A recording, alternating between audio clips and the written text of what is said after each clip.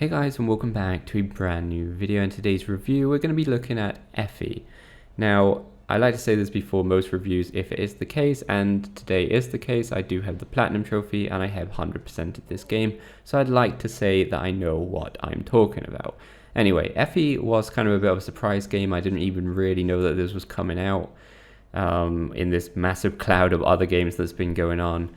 But I just want to say thanks to the guys over at Inverge Studios for a review copy, since it is a nice surprise and a nice little game. And we'll talk about why in a second. Now, Effie is more of like a classical kind of platformer inspired by games like Jak and Daxter and Maximo. Now, a lot of you have probably heard of Jak and Daxter, but Maximo is a bit more of a, I don't know, probably an unknown game. To be honest, I actually enjoyed it when I was younger quite a lot. But it's definitely a game that I did forget about, but it's still a really good game. And it's nice to kind of bring back those memories. Now, first you start in a tutorial area. Here you get your weapon, which is actually a shield, which is kind of an interesting take. You only have this weapon all the way through the game. You will get more abilities, but in the tutorial area you get the shield, which you can obviously use as a shield as well, which is one of the abilities. You can use it to double jump, and you obviously use it to attack and hit the enemies. In the tutorial area, it is a platformer game, so you will learn how to jump and stuff like that, just the basics. But after the tutorial area, you will get thrown into this massive open world. Now, I say massive because it is quite a big open world for a $19 game. Let me just get that out of the way. This is a $19 game, so always think about that with what I'm going to say. Now, the hub area, which is the open world area, is actually my favorite area. It looks really, really nice with this kind of red color all over the place, and it's really simple. And I get like a Wind Waker kind of style graphics vibe over here, especially in the open world area. I mean, it is the same graphics all the way through the game, but I guess it's probably the simple colors and stuff like that that really does remind me of the Wind Waker. It's got basically the same style graphics, and I really, really do like it.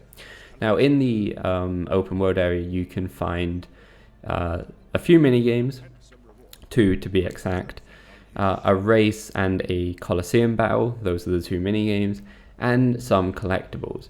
Now, like I said, it is only a $19 game, but I would have really liked, like when with the races, to have multiple levels of races, because it is literally just one race. You'll get the collectible, which is the reward, and you're done. And then the Colosseum battle is one battle, and you get the reward, and you're done.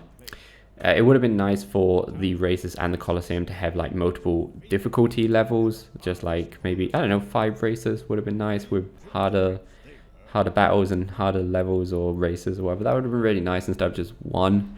But like I said, I can't bash on it too much. It is a $19 game. Now, the collectibles are just lore-based collectibles, which is kind of a shame. It would have been really, really cool to have had like maybe another weapon or something like that, just an optional thing that you can find, because I do really like the way that the collectibles are hidden in this game, because you don't get a map, and the open world section is pretty big, but you get all these like landmarks that you can clearly see from all over the place. And if you find it, if you explore and look hard enough, you can actually come across this map that's kind of carved into the ground on one of the sides of the map.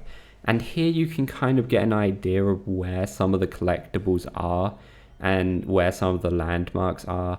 And I don't know, it's just a really cool kind of way that you kind of feel like you have to go back to that map, or do what I did, which is take a photo of it and then kind of try and figure out where some of the collectibles are. And I really did like that. But it's just a shame that all the collectibles in the game are lore based, and there's nothing that you can really use, because you know, you kind of get that really nice feeling when you do come across a collectible that's like, oh yeah, I wonder what this could be, I found it at last. But really deep down, you know, it's just going to be another lore item.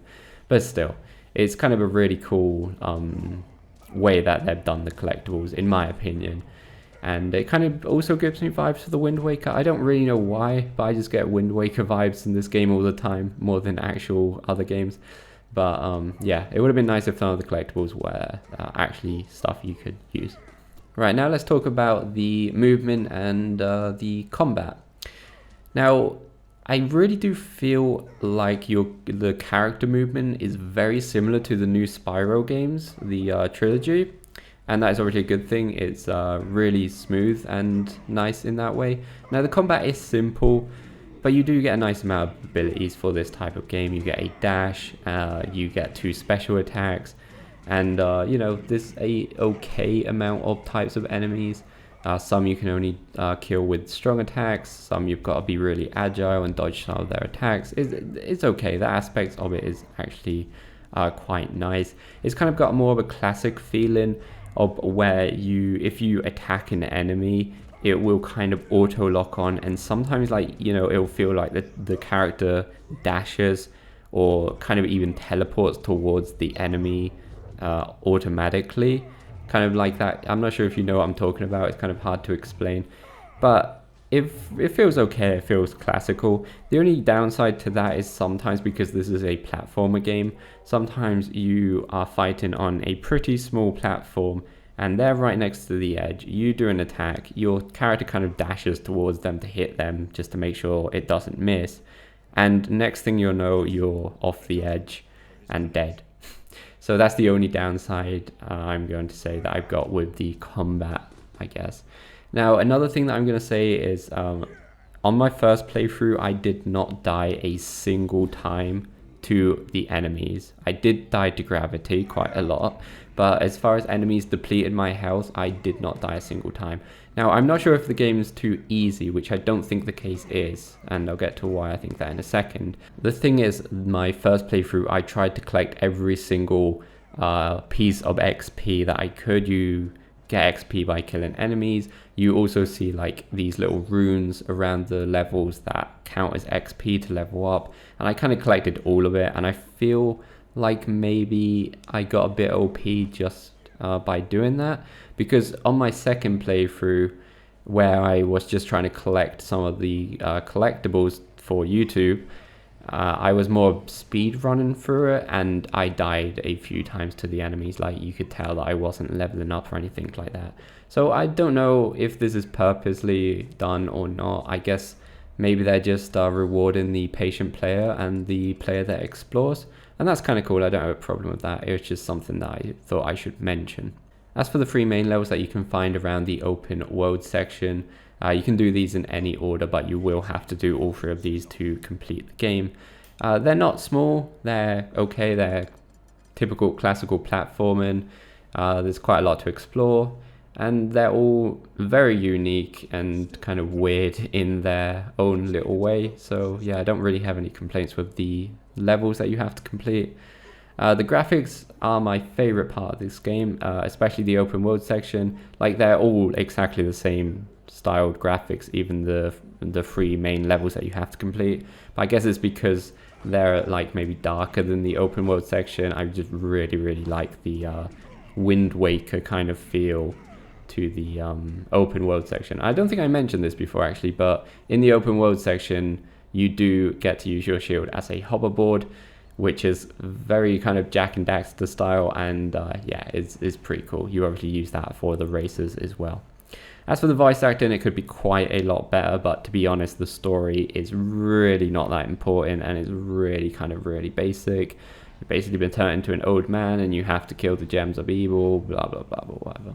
It's definitely not the main part of the game. As for performance, this has all been recorded on a normal PS4, and it runs absolutely fantastic, except when you're going really fast on your hoverboard. It can drop the frame rate quite a bit sometimes, depending how many landmarks and stuff there are around, I guess. But all in all, for a $19 game, it's a bright and fun game in a sea of definitely really dark games these days. And yeah, the nice classical platformer feel with the mixed, in my opinion, some Wind Waker visuals are an absolute nice surprise. So for me, it's an 8 out of 10, and I definitely think you should go and pick this up if you did have any kind of love to a classical platformer. And maybe even if you didn't, just to see something a bit different, I absolutely recommend this game. Effie is now available on PS4 and will be coming to PC later this year, so hopefully this review is helpful, guys. If it was, please go like and subscribe. Remember, you can support the channel more directly by becoming a member down below, and we'll see you later, guys.